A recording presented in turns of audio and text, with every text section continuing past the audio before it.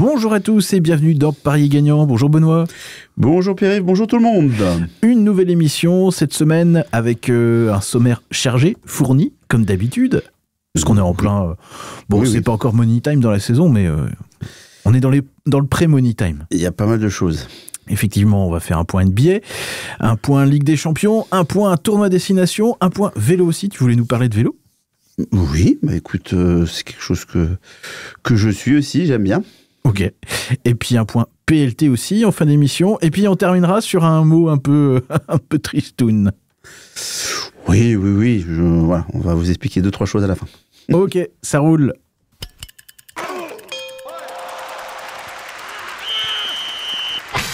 Et on commence cette émission par un point NBA. Alors, je te laisse le choix. Est-ce qu'on commence par les Spurs ou est-ce qu'on commence par les Lakers ?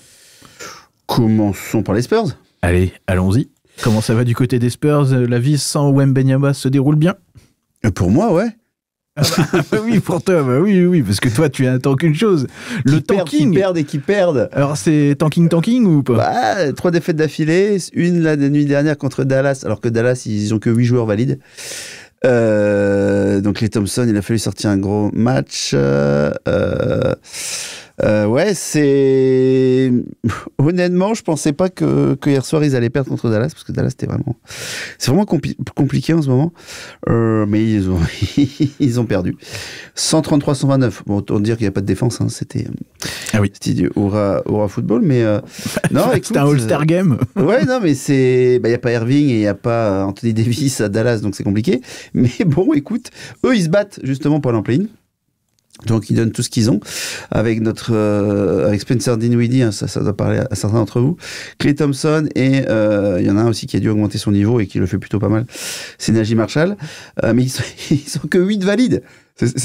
Ouais, j'avais vu les images Jason Kidd, il hallucine en fait. D'un échauffement en fait où tu dis mais c'est quoi ? Mais qu'est-ce qui se passe ? Il y a eu une épidémie. Non, c'est ça, c'est les blessures, et Jason Kidd, il hallucine, donc, mais tu vois, donc il y a un back-to-back, hein, parce que il rencontre encore les Spurs, il joue encore sur les Spurs une deuxième fois, donc là, est-ce que les Spurs vont se réveiller ? J'ai du mal à voir Dallas gagner 2 fois de suite à San Antonio, même si ça me ferait plaisir.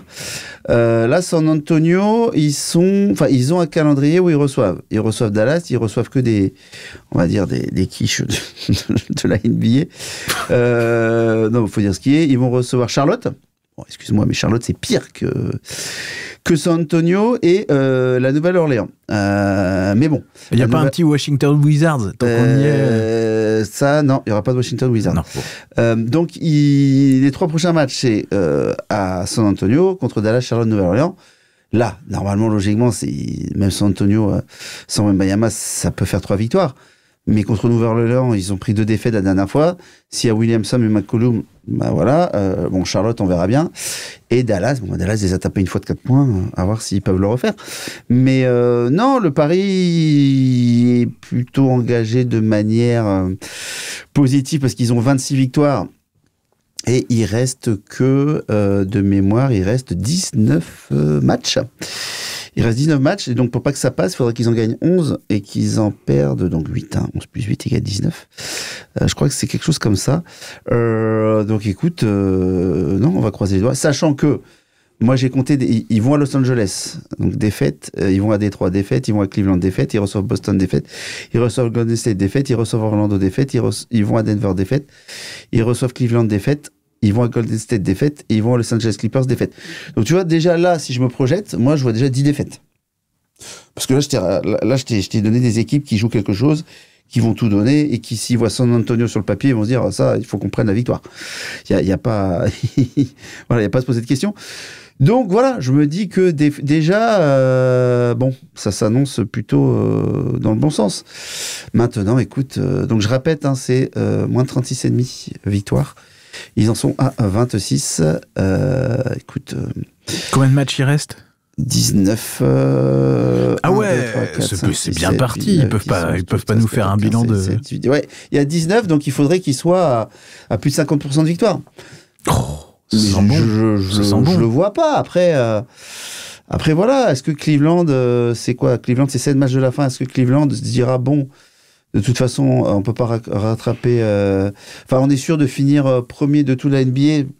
Je pense qu'ils pourront pas se dire ça encore parce que il y a Oklahoma City qui klaxonne aussi dans l'autre conf. Voilà, mais écoute, non, après il faut pas se voiler la face si ce pari passe. C'est aussi grâce à la blessure de Wembanyama. Parce qu'il y a Fox qui était venu, et si voilà, le duo Wembanyama-Fox, il me faisait très très peur. Mais ça, c'était pas prévu quand j'ai pris le pari long terme en début de saison NBA. Bah non, c'est ça aussi, des fois, les aléas sur les paris long terme. Surtout en NBA où vous avez des transferts. Donc le duo Fox-Wembanyama, je sais pas ce que ça aurait donné. Alors là, Fox, il déçoit. Il déçoit. Mais bon, écoute, peut-être qu'ils ont des consignes de tanking, j'en sais rien. Je préfère pas dire ça parce que ça se trouve, ils vont enchaîner après. Mais ouais, c'est... Bon, voilà. J'espère qu'il va passer parce que je crois que j'avais 2,5 et 3% de la bankroll du capital dessus. Bah, ça me ferait plaisir que ce pari-là passe. Voilà. Et je ferme la parenthèse San Antonio. La parenthèse San Antonio est terminée et on passe maintenant à la parenthèse Lakers. Oui. Lakers qui ont affronté les Celtics, c'était le week-end dernier. Ouais, moi je trouvais... J'ai vu le match. J'aimerais que ce soit, et je pense que le monsieur qui gère la ligue de la NBA, qui a le crâne tout chauve, aimerait bien que ce soit cette finale. Parce qu'un Lakers Celtics, ça rappelle des souvenirs. Après, voilà, ce qui s'est passé, c'est que la fin de match a été un petit peu, comment j'allais dire, tronqué avec la blessure de LeBron James. Ouais, les adducteurs ont sifflé. Alors, il est absent 1 à 2 semaines. Bon, écoute, à voir, mais en fait, ce que veulent les Lakers, c'est que mi-avril, quand la saison régulière sera terminée, ils veulent que tout le monde soit à 100%. Donc, déjà, ils ont pas mal remonté. Normalement, si ça déconne pas trop, ils sont sûrs de finir dans les 6 premiers. À mon avis, eux, ils espèrent être dans les 4. Quand LeBron va revenir, je pense que ça va le faire. Après voilà, il se passait 5e ou 6e favori, je crois, des bookmakers. Franchement, avant la blessure de LeBron James, je m'étais dit, ça peut être pas mal. T'as eu une petite envie de donut. C'est ça. Ça peut être pas mal, mais bon, il faut pas te blesser, quoi. T'as pas le droit avec Vanderbilt, en fait, j'avais dit que c'était au niveau de défense que ça pêchait. Bah écoute, avec Vanderbilt aussi, qui est là maintenant et qui fait le taf, ils se défendent plutôt pas mal, les Lakers. Ils ont bien augmenté au niveau position dans les meilleures défenses de la NBA. Donc, t'as 2 gâchettes. T'as une défense qui tient la route. Bah, écoute, j'ai beau dire, c'est pas mal. Ça pêche un peu dans la raquette, quoi. Ça pêche dans la raquette, donc quand tu vas avoir des mecs costauds, des démolisseurs style Denver, qui tue encore, après j'allais dire, si, avec Holmgren et Hartenstein, l'ancien de New York. Bon, qu'est-ce que les Lakers à mettre en face? Papy James, il peut pas tout faire non plus, donc non, intéressant. C'est tellement beau ce qu'il fait, LeBron James, à 40 piges, c'est extraordinaire. Il va encore faire 1 an l'année prochaine parce qu'au moins il aura une année complète avec Doncic. Alors il sera peut-être plus préservé, il fera peut-être moins de minutes, mais il sera toujours là et son expérience n'a pas de prix. Non, franchement, la NBA cette année, je te dis, Cleveland caracole en tête, 54 victoires que 10 défaites. Enfin, faut dire bravo Cleveland quand même. Ok, ici pareil, 53 victoires, 12 défaites.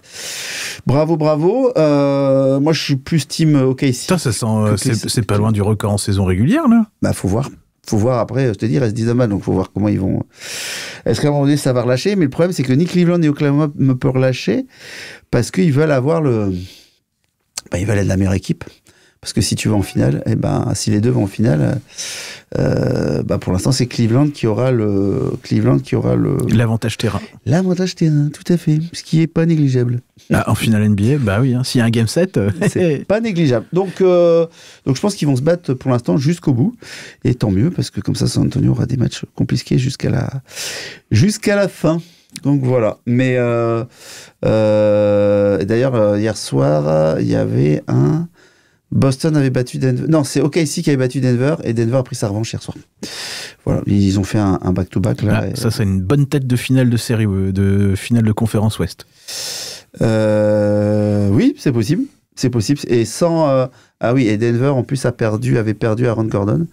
Ils ont réussi l'exploit de battre Oklahoma City. Oklahoma City. Incroyable. Non, mais c'est la NBA, j'adore toujours autant. Donc. Vivement là la fin de saison, voir comment ça se passe. Et bien voilà pour ce point NBA, on continue et on entre dans le moment peut-être que certains attendent avec grande impatience, c'est la Ligue des Champions et on s'intéresse à ces matchs retour avec le PSG qui est au pied du mur, qui devra faire un exploit. Qui ça? Le PSG. Le PSG.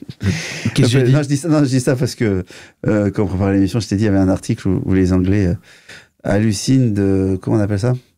De l'arrogance? De l'arrogance du PSG. Oh, c'est bizarre. Bon, en tout cas, toujours est-il qu'on est bien content que la règle du but à l'extérieur, c'est passé aux oubliettes.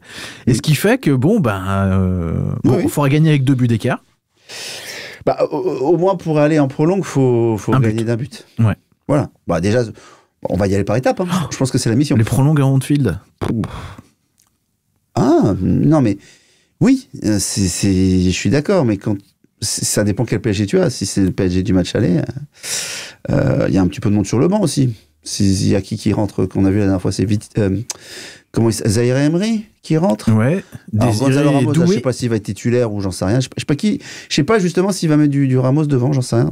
On est trop tôt là pour le savoir. Ouais. Je sais pas. Ouais. Donc, alors c'est quoi en termes de qualification les côtes là? J'imagine que forcément c'est déséquilibré. Il y a un grand favori pour aller en quart.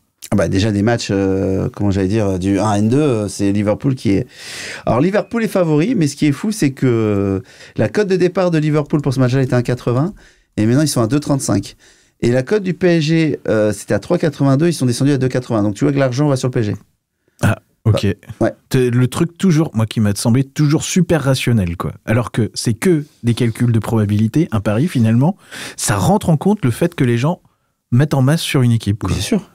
Tu peux pas laisser par exemple le PSG à 3,82 là, tu laisserais 3,82 tout le temps, t'aurais les gens qui appuient, je sais pas, ils misent 1 million sur le 3,82, j'en sais rien, je dis 1 million, il faut dire un chiffre. Oui, mais statistiquement ils ont donc plus de probabilité de perdre. Non, mais là, en fait, ce qui s'est passé, c'est que les cotes Liverpool, PSG, vu la physionomie du match aller, forcément, ça bouge. Les gens et tout le monde était dithyrambique sur le PSG en disant ils ont marché sur le Liverpool. Donc potentiellement, même si c'est pas le même Liverpool et même si PSG va pas reproduire potentiellement le même match, ça peut pas être diamétralement non plus opposé. C'est pas binaire, c'est pas 1-0 blanc-noir. Enfin voilà. Donc forcément, il va y avoir encore un PSG qui aura un certain niveau, Liverpool qui va peut-être augmenter le sien, mais voilà, PSG aura ses chances. Donc c'est pour ça que les gens se disent ça, et c'est pour ça que l'argent appuie sur la cote du PSG qui l'a fait baisser même. De toute façon, c'est ce paramètre-là, il n'y a que ce paramètre-là qui fait que ça baisse. C'est si l'argent des parieurs appuie sur une cote. Même si, par exemple, tu te disais que là, Liverpool, ils ont tous la grippe, ils font jouer les jeunes. Le fait que l'argent, que les parieurs le sachent et que appuient dessus, automatiquement, aujourd'hui, je pense que ça se fait automatiquement. À mon époque, moi, dans le bookmaker que je bossais, c'était manuel, les ajustements de cotes. Mais là, maintenant, ça doit être, il doit y avoir, ils ont tellement fait de progrès que ça doit être automatisé, tout ça, les changements de cotes. Par exemple, quand tu as 10 000 € sur une certaine cote, tu la baisses de 0,1, par exemple. Je te dis ça pourrait être... C'est pas les bons chiffres, mais bon. C'est pour que je te dise comment ça fonctionne. Un truc proportionnel, quoi. Ouais, voilà. Et eux, ils calculent toujours leur risque. Le bookmaker, c'est ça. C'est risque pris pour gain potentiellement en face. Ok. Voilà, toujours. Bon, du coup, l'établissement d'une cote, ce n'est plus tout à fait rationnel. Mais non, en plus, je pense qu'avec l'IA, tu demandes à l'IA qui va potentiellement... Alors, on en avait parlé, je crois, la semaine d'avant, où, par exemple, sur le penalty moi, j'ai parlé avec beaucoup de monde, pour tout le monde, il y a péno, sur, comment il s'appelle, Barcola, t'aurais demandé à une IA. Le mec de la VAR, tu le vires. Tu mets une IA qui gère la VAR. La VAR, pour moi, il siffle les pénaux. Parce que elle aurait analysé des tas de... La faute commence en dehors de la surface, mais un carton rouge. Peut-être pas péno, mais il y avait soit carton, soit péno, enfin un des deux. Quoi. Ouais. Ça m'a fait penser à la faute que Théo Fernandez fait en quart de finale de la Coupe du Monde face à l'Angleterre. Et il y avait eu quoi? Il y avait eu péno. Voilà. Tu sais, la petite charge dans le dos. Quoi, voilà, c'est ce que je suis en train de te dire. Ouais, mais m'engueule pas. non, mais t'es con. Je t'engueule pas. Mais voilà. Donc franchement, c'est... Ouais, j'attends de voir ça, mais... En tout cas, ce sera cool. Sur le canapé, on va profiter. Moi, je vais kiffer. Je vais regarder. Avec ton bol de chips? Non, monsieur, je fais attention à ma ligne. Les carottes. C'est ça. Exactement. Et puis, on espère, pour toujours ce fameux coefficient UEFA que PSG se qualifie et que Lille aussi après se qualifie. Oui. Attends, mettons pas la charrette avant les bœufs. Regardons t'as pas trop d'argent, c'est une petite charrette. C'est pas la charrue. Ok, d'accord. Vas-y. Je suis même pas sûr que ce soit dans le bon ordre. On continue à discuter des matchs de ce jour. Barcelone-Benfica, Inter-Feyenoord et Leverkusen-Bayern. Oui. Bayern, pardon. Voilà, parmi ces 3 matchs-là, 3 autres matchs du jour, est-ce que... Alors, voilà, petite info, de toute façon, qui ne servira pas à grand-chose, parce que de toute façon, enfin, pas à grand-chose pour la Ligue des Champions, parce que le Bayern de Munich avait gagné 3-0 à l'aller. Florian Fritz est quasiment out pour la fin de saison. Ok. Florian Fritz, qui est quand même le joueur du Bayern, qu'on avait vu à Guingamp pour Brest-Bayer. Je rappelle, un partout. Qui sont quand même deuxième de Bundesliga. Donc ce match-là, non, pas forcément d'intérêt. Barcelone-Benfica, rien n'est fait. Mais bon, quand tu vois que Barcelone a 10, on gagne 1-0 là-bas. Inter-Feyenoord, pour moi, il y a une bonne classe d'écart quand même. Bon, Liverpool-PSG, voilà. Lille-Borussia, très intéressant comme match. C'est du 33-33-33. Alors, on passe à la journée de mercredi. C'est sympa, oui. À 18h45, faut pas louper. Oui. Arsenal-PSV... Il n'y a pas d'intérêt. Ouais, mais ça, c'était quand même la qualif d'Arsenal. Ouais, putain, la vache, c'était... La qualif d'Arsenal, on en avait parlé la semaine dernière. Oui. Mais nous, on avait vu PSV jouer. Je pense pas qu'il y avait un tel écart de niveau. Aston Villa-Bruges, Aston Villa... Je t'avais dit que quand tu perds contre Brest, c'est pas forcément bon signe. Ouais, c'est pas forcément bon signe. Et puis, le match qu'il faut regarder, c'est Atlético-Real. Et ouais. Parce que là, franchement... le duel fratricide. Il n'y a eu que 2-1, Écoute, à voir, ce serait énorme que Real passe à la trappe, mais c'est possible en plus, donc à voir. Ah non, foutez pas tout en l'air, qu'on ait notre demi PSG Real, quoi. Il faut déjà que PSG elle se qualifie. Ah oui, le PSG gagne les champions 15, j'avoue que... Non, 17, un truc comme ça. J'avoue que ça m'a titillé quand j'ai vu le match aller. Ça m'a titillé d'y aller dessus pour un pari moyen terme. Je sais plus, en termes d'expected goal... le match du PSG, PSG Liverpool, 3-0, je crois. 3-0, un truc comme ça. C'est normal, oui, 3-0.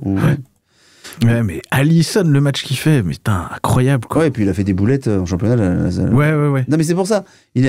Donc tu refais le même match aujourd'hui à Liverpool. Alors peut-être Liverpool qui domine moins, mais Liverpool, PSG va marquer. Alors Liverpool, est-ce qu'ils vont marquer? Moi, le problème c'est que t'as Donnarumma dans les buts. Donc. Allez, Liverpool va marquer, PSG aussi. Maintenant, qui va marquer combien? C'est là. Là, s'il y avait un pari, tiens, je ne sais pas, le pari et les deux équipes marquent. J'avoue que j'ai pas été regardé, mais ça me semble assez, pas mal comme truc. Enfin, je le fais pas, parce que vas-y faire une analyse sur les deux équipes vont marquer, c'est complètement fou. C'est comme un mec qui va dire, moi je vois le match nul. Ouais, ok. Je sais pas sur quoi il va se baser pour dire ça, mais bon. Bref, il y a tellement de choses qui se passent sur un match. Déjà trouver un vainqueur, potentiellement s'il y a un vainqueur, c'est compliqué. Non, voilà, on a fait le tour. Écoute, on croise les doigts pour... il faut 1 sur 2. Je ne vous pas pour dire lequel, mais il faut 1 sur 2, ce serait bien. 1 sur 2, ce serait bien. Il y a toujours petit suspense. Ouais, ce serait bien. Puis que Lyon, de l'autre côté, passe tranquillou le Bucarest, et puis, puis on sera bien. Oui. On en demande beaucoup? On en demande beaucoup ou pas? Non. Tout ça a l'air normal. Ok, bon, oui. Tout va bien. On continue cette émission et on revient à quelque chose de douloureux, surtout pour Monsieur Dupont. On revient au tournoi des 6 nations. Belle victoire française en Irlande. Magnifique. Je sais pas, vous avez regardé?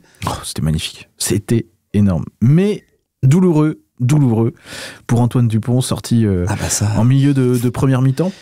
Ah bah oui, le bilan, il est lourd quand même. C'est la catastrophe, quoi.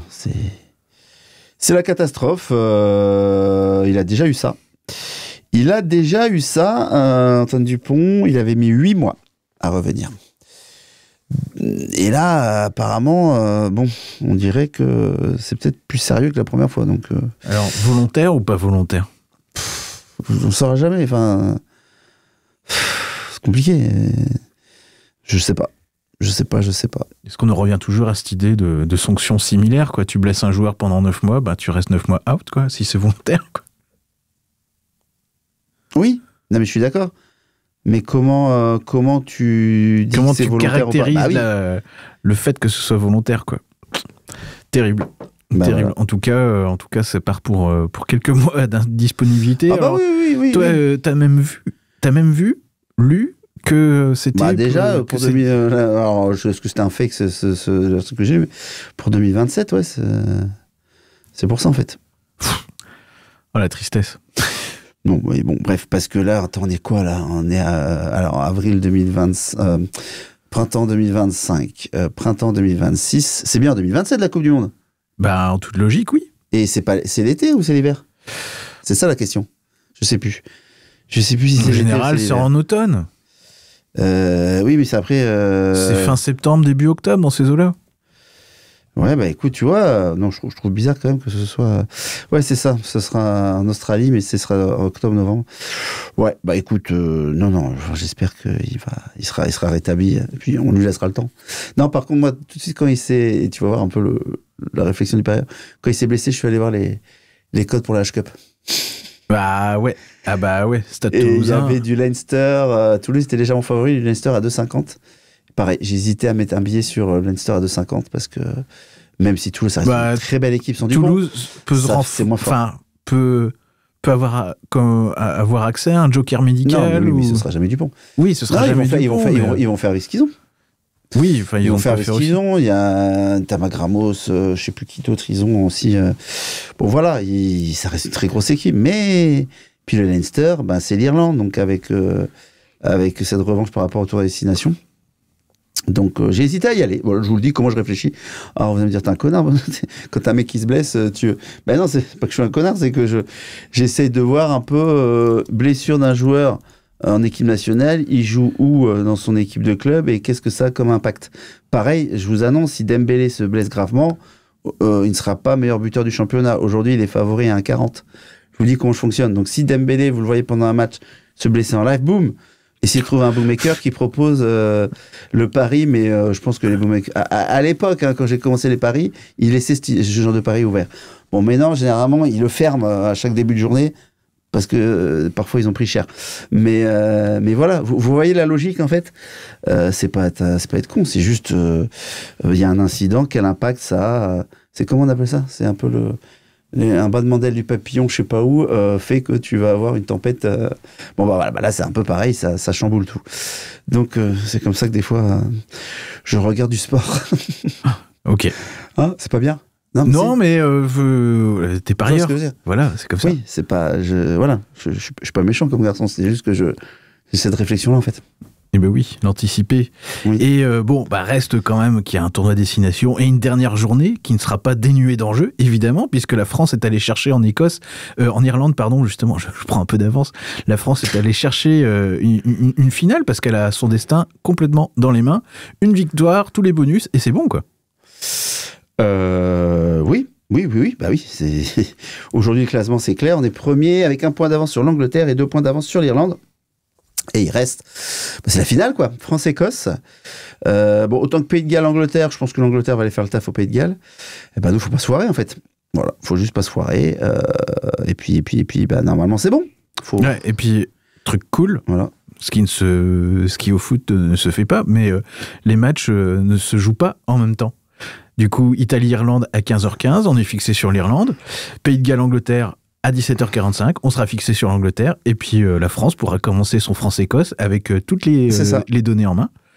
Donc en gros, mais il y aura au moins l'Irlande ou l'Angleterre qui va gagner. Donc quoi qu'il arrive, tu es obligé de battre l'Écosse. Parce que j'allais dire, oui. Si l'Irlande perd en Italie et que l'Angleterre perd au Pays de Galles, on peut perdre contre l'Écosse, on s'en fout. Ouais. Non, mais après, tu vois, c'est jouer le bonus offensif à fond la caisse, quoi. Ouais. Non, mais tu vois, rugby, t'as raison. C'est pas... ça fait un peu... Ouais, je t'ai pas fait cette réflexion-là, mais t'as raison. C'est pas comme au foot où tu peux pas... comme la dernière journée en Ligue des Champions du grand championnat, tout le monde a joué en même temps, en fait. C'est ça, ouais. Ouais, t'as raison. Je me suis jamais fait la réflexion, mais on pourrait la poser aux instances, ouais. Bah ouais. Qui nous répondront pas, bien sûr. Le petit multiplex. Qui nous avec la petite... Avec la petite musique quand il y a Voilà, essai. le problème, c'est que tu peux avoir souvent la petite musique. Hein. Au rugby, oui, surtout si c'est l'Italie. Tu marques plus de points ou le Pays de Galles. Ouais, c'est ça. Donc, non, bah écoute, on a quand même bon espoir que ça se passe bien. Alors, c'est quoi les forces en présence en termes de côte sur le France-Écosse, notamment? J'aimerais bien que tu me dises... T'aurais mis quoi? T'aurais mis quoi? La victoire de la France à 1,30. 1,05. Ah ouais. Ah ouais, donc du coup... on m'a vendu l'Écosse comme sur le retour. Ah non, bien sûr, mais moi j'adore toujours l'Écosse. J'adore l'Écosse parce que j'adore leur hymne et puis j'adore Braveheart. Rien à voir, hein, mais... J'adore Highlander aussi, hein, attention. Moins. Ouais, et puis, moins. Et puis j'aime bien les Rangers. Ou le Celtic, ça dépend de quel côté. Oui, il faut faire gaffe. Oui, mais sinon tu vas... Et puis j'aime bien Sean Connery, attention. Tu vas vexer des gens. Ouais, bah oui, après, mais l'Écosse, ça reste quand même un cran en dessous, l'Angleterre, l'Irlande et tout ça, même si certaines années, ils font des choses plutôt intéressantes. Non, qu'est-ce que tu veux que je te dise là-dessus? 1-0. Bon, 1-0-5, je trouve ça bas quand même. À combien? 1-0-5, je trouve ça bas. Ah oui, bah oui. À 30, je trouve ça haut. Ce que t'aurais mis, non, mais j'aurais mis un 15, moi, un truc comme ça. Ouais. Mais après, écoute, voilà, c'est parce que tout le monde voit... potentiellement, tout le monde voit l'équipe de France gagner, et puis on peut pas laisser passer ça. Mais comme j'ai toujours dit, c'est pas parce qu'il faut pas laisser passer ou c'est pas parce qu'il faut gagner que tu gagnes. Hein, c'est toujours le il faut là où beaucoup de parieurs font comme ça. Ah, il faut qu'il gagne pour pas descendre. Oui, mais enfin bon. Ou pour gagner le championnat. Oui, mais c'est parce qu'il faut qu'il va le faire. Non, ça va être sympa à regarder parce que je pense que ça va être du Oura football, n'importe quoi. Oura rugby. Il faudra assurer la victoire et je pense que peut-être au départ... Le foot en folie. Non, pardon. Mais peut-être qu'au départ, on va être un peu frileux, on va prendre les pénalités si on en a, jusqu'à ce qu'on marque un essai, et puis après ça va s'ouvrir. Mais les Écossais seront joueurs parce que c'est dans leur ADN et ils vont pas, comment j'allais dire, s'aborder le match comme ça. Mais voilà. Après, dans la tête des Écossais, je pense qu'ils préfèrent voir la France gagner que l'Angleterre ou l'Irlande. Tu vois, enfin c'est. Voilà, c'est pour ça qu'on va gagner avec 50 points d'écart. Alors par contre, là, je sais absolument pas te dire combien de points il y aura d'écart. Ouais. Je sais pas, parce que potentiellement, la fin, on est devant de 20 points. Il reste 5 minutes, tu te relâches. L'Écosse marque. Comme contre l'Irlande. Ouais, voilà, c'est compliqué là à jauger et à dire. Donc, non, écoute, ça va être très sympa à voir. 21h samedi. Je serai devant ma télé, et puis pour écouter l'hymne écossais d'abord et l'hymne français ensuite. Je pense que c'est mon hymne préféré, l'Écosse. Ouais, j'aime bien celui du Pays de Galles. Oui, ok. Ah bah tiens, il y a eu un truc bizarre l'autre jour, c'est qu'Irlande, ils ont eu 2 hymnes. Oui, ils ont eu 2 hymnes. J'ai loupé le début. J'ai vu sur les réseaux sociaux qu'il y avait un elfe de petite taille qui est venu serrer la main des joueurs. T'es con, quoi. C'est leur président. C'est leur président. La boulette. Il avait 2 cannes. Ouais, il avait 2 cannes. Je sais pas quel âge il a, le gars, mais il avait 2 cannes. Il marchait avec 2 cannes. Ah ouais? C'est fou. Ouais, c'est incroyable. Pourquoi on lui offre pas un déambulateur? Je sais pas comment ça s'appelle. C'est plus stylé de canne qu'un déambulateur? Répondez-nous aux commentaires. N'importe quoi. Non, c'est toujours des moments. Il y avait des joueurs qui versaient leurs larmes. Donc je sais pas qu'est-ce que ça représentait comme ça, les 2 hymnes. Bref. Écoutez, on vous invite à être devant vos écrans parce que vous passerez sûrement un bon moment. On l'espère. Lucu fera sûrement le taf. Oh oui. Et puis voilà, il y a du lourd. Et oui. Comme dit un proverbe de l'UBB, le cul bordé de nouilles. Il y a un truc que je regrette, on en parlera tout à l'heure. Même pas relevé, je fais la vanne de l'émission. Oui, mais si je relevais tout ce que tu dis comme connerie, on n'en sortirait pas. Non, il y a un truc que j'avais regretté, c'est le pari long terme. Je l'avais vu 4,5 Biel Barré, meilleur marqueur d'essai du 6 Nations. Je suis pas allé. Et quand je vois, en fait, c'était une évidence. Parce que le gars, il va tellement vite que tu fais un petit coup de pied, comme il fait souvent, en fait. Il a le ballon, il fait un petit coup de pied derrière son défenseur, derrière la ligne de défense. Et il va tellement plus vite qu'il récupère le ballon qu'il marque. Donc il a 7 essais, je crois que l'autre derrière, il a 3. T'as 4,5, ils avaient coté ça, ou 4 de mémoire, je crois, les bookmakers. Enfin, dites-moi si vous avez vu ce pari-là et tout. Moi, il me semble que c'était ça. Donc, je trouvais la cote haute et je m'étais dit, il faut que j'y aille. Et puis je suis allé, hein, voilà. Des fois j'ai des idées comme ça, j'y vais pas. Bon bref, des fois je regrette, des fois je regrette pas. Mais ouais, là franchement c'était écrit quoi. Il est trop fort ce garçon. Là. Enfin, il va trop vite d'ailleurs. Il aurait pu faire de l'athlète. Allez la France et puis on espère gagner ce tournoi de destination. Ce sera déjà très bien. Mais oui, ce serait super. Allez, voilà. Un point vélo maintenant dans Paris Gagnant. Tu voulais nous parler de vélo. Un point bicycletas, c'est ça? Oui. Est-ce qu'il y a... Oui, comme on dit. Il y a un jingle ou non, il n'y a rien? On enchaîne quoi? Non. non, je peux... non, je vais pas mettre de jingle. Allez, on enchaîne. Ils sont douteux mes jingles. Ah oui, parce qu'il a une boîte à bruit, là, je vous raconte même pas ce qu'il serait capable de faire. La saison commence vraiment là. Il y a eu les Strade Bianche, excuse-moi, en Italie. Bon, Tadej y tombe, mais il gagne quand même. Hein, donc, une petite marge. Je répète que j'ai pris Tadej gagne le Tour des Flandres. Et je vois qu'il y a encore une belle cote, 1,90. Je l'ai vu passer, je crois que c'est sur Betclic ou Winamax. Et sur Bet365, qui est quand même un book référence chez les parieurs mondiaux, elle est à 1,66. Donc, s'il n'y a pas valu, j'y connais rien. Si certains l'ont pas pris et que vous voulez vibrer devant le Tour des Flandres, n'hésitez pas, hein, mettez un petit quelque chose dessus. Bref, pour moi, il est au-dessus. Même sur Van Der Poel, Wout van Aert et toute la clique. Ouais, écoute, en ce moment, il y a du Paris-Nice. Ça sent bon le soleil. Ah, Paris-Nice, ils en ont. Hein? Ils en ont, eux. Ils en ont, ils vont descendre vers Nice, donc petit à petit, il y en aura. Ouais. Trop de la chance. Paris-Nice, alors là, quand j'ai l'émission, il y a quelque chose qui est rare. C'est un contre-la-montre par équipe. C'est rare, hein? Comme au bon vieux temps. Mais c'est sympa, ça. Moi, j'aime bien. Mais c'est les étapes super chiantes. Contre-la-montre par équipe. Ah bah oui, non, mais en même temps, ça dure pas 3 heures. Hein. Ah, c'est relou, ça dure pas 3 heures. Ah non, mais je trouve ça sympa. Ça change un peu. Ah ouais. Il y a souvent des petits paris aussi à faire là-dessus. Donc, Paris-Nice, bon, pour l'instant, hein, c'est... comment il s'appelle Tim Merlier, pardon, qui a remporté les 2 premières étapes, parce que c'était du sprint, hein, bien sûr, mais il va pas rester en jaune, c'est pas lui qui va gagner. Non, c'est intéressant, si vous pouvez... Et c'est en live sur France 3. C'est en clair, c'est pas mal. Faut le préciser. Si vous voulez regarder un petit peu de vélo, eh ben écoute, tu peux te faire le samedi est diffusé sur France 3. Oui. Tu peux te faire la dernière étape qui va être magnifique de Paris-Nice. Et puis après le soir, tu te fais ton petit j'ai des bêtises, c'est le samedi ou le dimanche à la fin de Paris-Nice, je sais plus. Bon bref, tu pourrais te faire un week-end vélo, rugby, ça peut être très sympa. Et un petit coup de Ligue 1. Ça peut être un petit coup de Ligue 1 si t'as je serai au stade dimanche moi pour voir Brest-Reims.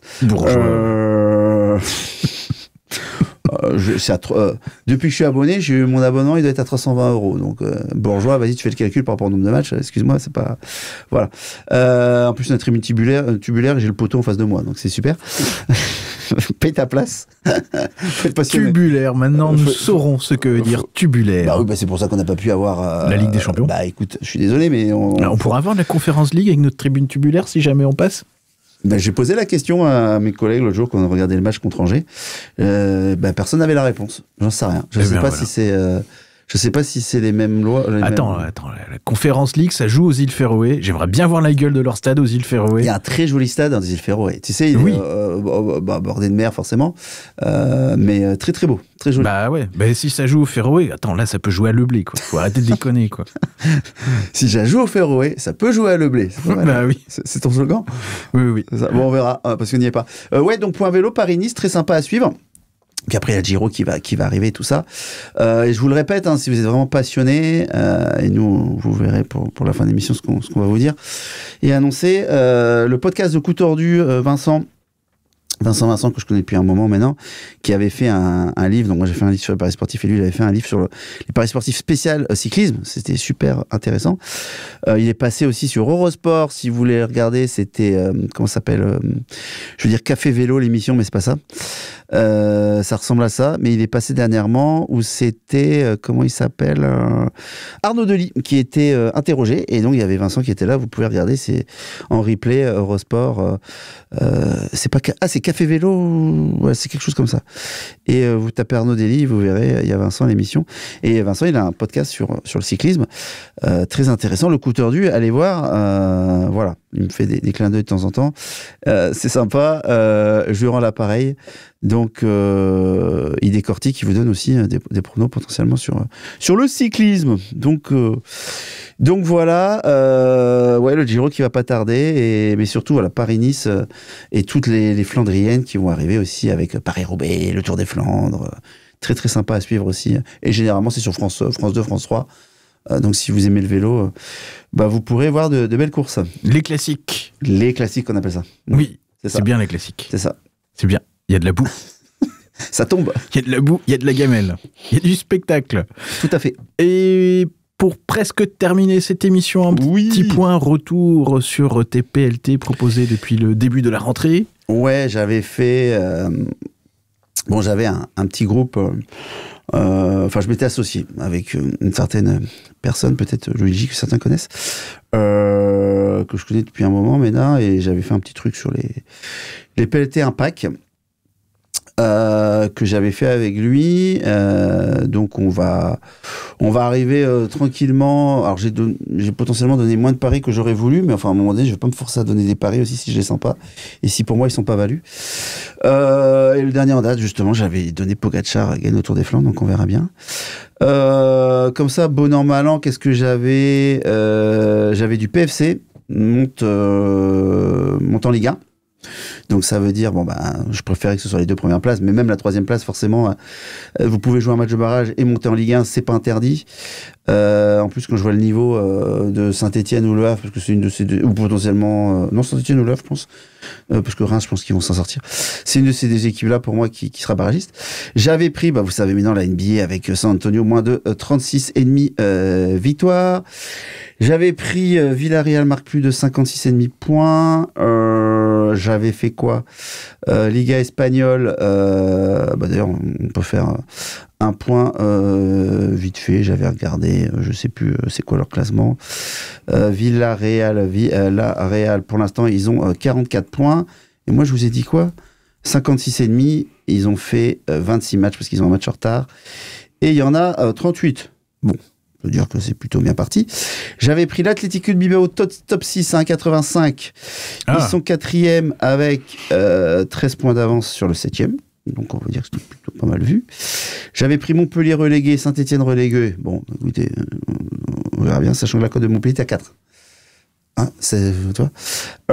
J'ai pris un truc qui passera pas parce que j'avais du West Ham mieux placé Crystal Palace, et West Ham cette année ils sont complètement craqués. Donc celui-là il passera pas. J'avais quoi? J'avais fait un petit combiné Madrid gagne la Liga, Manchester City top 4, OM top 6. Ça, c'est toujours en cours, on verra. West Ham top 10, celui-là, comme je l'ai dit, il passera pas. Atlético Madrid, plus de 65,5 points. Ils en ont 56 et il reste plus de 10 matchs. Ça devrait passer. L'Atlético de Madrid top 4, Arsenal top 4. Bon, ça, c'était Kinder. Ça faisait une cote d'1,60. Hein. Écoutez bien, hein. Une cote d'1,60.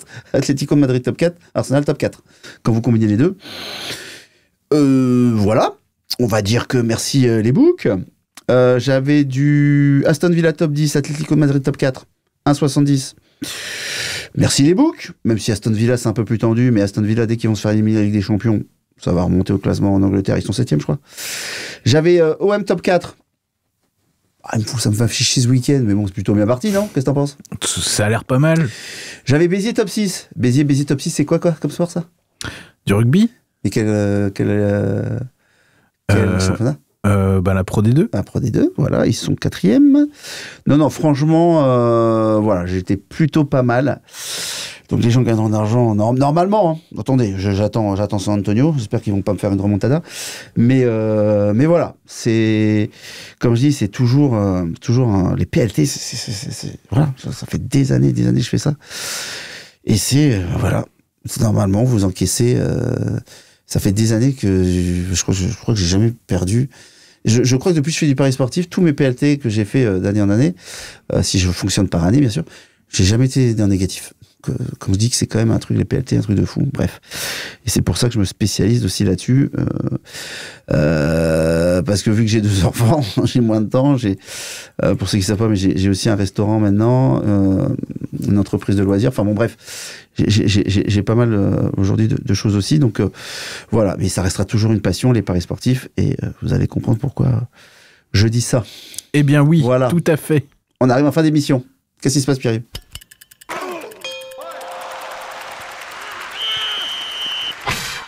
Et oui, on arrive en fin d'émission et t'avais un truc à nous dire.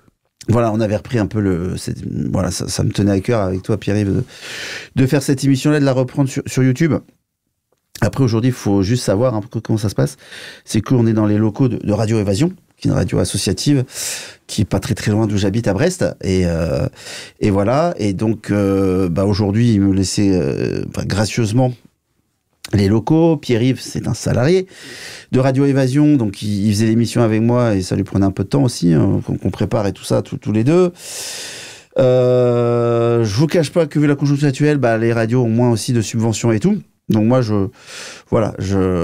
aujourd'hui, Pierre-Yves, va falloir le temps qui passait, même si c'était pas non plus 20h, mais il va aller aussi bosser pour la radio avec des... Donc voilà, par rapport à aujourd'hui, dans les locaux où je suis, par rapport à pas mal de choses, donc ça va s'arrêter là un petit peu sur YouTube. Je suis toujours passionné, c'est pas un adieu, c'est un au revoir là sur YouTube, mais pour ceux qui connaissent, j'avais Pascal qui avait fait le livre avec moi sur les paris sportifs. Voilà, on a toujours été en contact, et lui, il a une formation de caméraman à France 2 et tout, il suivait pas mal les événements sportifs, et donc voilà, je vais le contacter demain. On s'est déjà eu au téléphone, on veut faire quelque chose ensemble. Toujours dans le domaine des paris sportifs, je vous tiendrai au courant ici forcément sur YouTube quand on fera quelque chose. J'ai envie de continuer à faire ça avec Pascal. On ne sera pas plus forcément Pierre-Yves en phase, mais Pascal, et voir aussi si on peut mettre ça sur le podcast, sur des plateformes de podcast, tout ça. Donc on va voir. Donc c'est pour ça que c'est pas un adieu, c'est un au revoir. Mais voilà, il y a aussi de la logistique et derrière, et je peux aussi comprendre que voilà, faut que la radio aussi ramène de l'argent. Alors j'aurais pu louer le studio ici, voilà, mais moi, comme vous voyez, tout est gratuit aujourd'hui, qui est peut-être une erreur de ma part. Après, avec Pierre, on s'était dit on aurait peut-être pu faire une cagnotte, genre un Tipeee ou un truc comme ça, un truc, et on n'a jamais pensé à le faire. Bon, ça m'aurait peut-être permis de continuer ici pour donner un billet à la radio, quoi, voilà, parce que ils ont quand même du bon matos. Donc voilà, ça, dans les locaux de Radio Évasion, ça va s'arrêter. Avec Pierre-Yves aussi, donc si jamais je reprends, il sera peut-être un jour en guest. C'est ça. On verra ensemble. Donc voilà, on est toujours super content de bosser tous les deux ensemble, parce qu'on trouve que le duo marche bien. Et puis voilà. Donc c'est pas un adieu, surtout pour moi, parce que je resterai toujours dans le monde des paris sportifs. Mais j'ai besoin de voir un peu comment je peux faire tout ça. Voilà. Tout à fait. Mon rêve, ce serait d'avoir une émission qui dure peut-être 1 heure, où j'analyse plein de choses. Qui soit une aide aussi aux parieurs pour prendre leurs décisions. Voilà. Donc ça, je rêve de le faire. Alors, faut avoir du temps. Et voir un peu comment on peut faire ce format-là. Mais voilà, c'est ce que je voudrais. Et potentiellement, en face, pour... avec Pascal ou à la radio, rémunérer peut-être le truc de 2 € par mois, j'en sais 3 €, mais qu'on puisse, ça puisse nous permettre de continuer à faire des choses.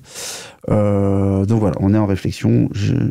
Chez Pascal demain, on va réfléchir à tout ça. Et puis je vous tiendrai au courant, quoi qu'il arrive, sur la chaîne YouTube. Mais tout à fait. Merci Pierre-Yves et Radio Réavision d'avoir relancé, parce qu'on avait recommencé en septembre, je crois. Un peu plus tard. J'ai pris en octobre, novembre, je sais plus. Mais voilà, aujourd'hui, il y a des paramètres à prendre en compte aussi. Voilà, c'est ça. C'est une question de timing. Voilà. Donc là, en ce moment, bof. Plus tard, on verra. Oui, c'est ça. Mais voilà, faut aussi penser à la radio Et bien voilà. Donc, un grand merci Pierre-Yves, à toi d'avoir refait ces quelques émissions ensemble. Et on va réfléchir et moi, je suis en train de réfléchir à un format, un truc et tout. Il y a un gars en Angleterre qui fait des previews sur le cyclisme. Il analyse tout. Il est prof de maths. Je crois qu'à l'année, c'est 40 € et le gars, il a, je sais plus, peut-être 1000 abonnés. Bon, bah, voilà. Ça, vous pouvez louer des studios, louer des trucs, voilà, avoir des invités, des machins, des choses, vous avez de quoi faire. Bon, bah écoutez. Et puis je dis comme ça au passage, n'hésitez pas si vous avez des idées en commentaire aussi. Oui, voilà, je lirai vos commentaires à la fin de l'émission. Voilà, si vous avez des personnes à me conseiller, si vous-même, vous êtes dans le game et que vous avez des choses à me proposer, moi, il n'y a aucun problème, je suis partant. Comme je dis, je suis toujours passionné. Et mes PLT, là, cette année, on va voir, mais pas de raison que ça ne gagne pas d'argent. Je referai quelque chose au mois de juillet, au mois d'août. Avec Luigi, forcément, et peut-être aussi avec d'autres personnes. Donc voilà, si potentiellement ça peut vous intéresser, n'hésitez pas. Mais voilà, on est ouvert et toujours dans les paris sportifs, toujours passionné. Eh bien, merci beaucoup, Benoît. Et puis on se dit, pas la semaine prochaine. On se dit à bientôt, à une prochaine fois. À une prochaine fois. Merci à tous en tout cas. Bye bye.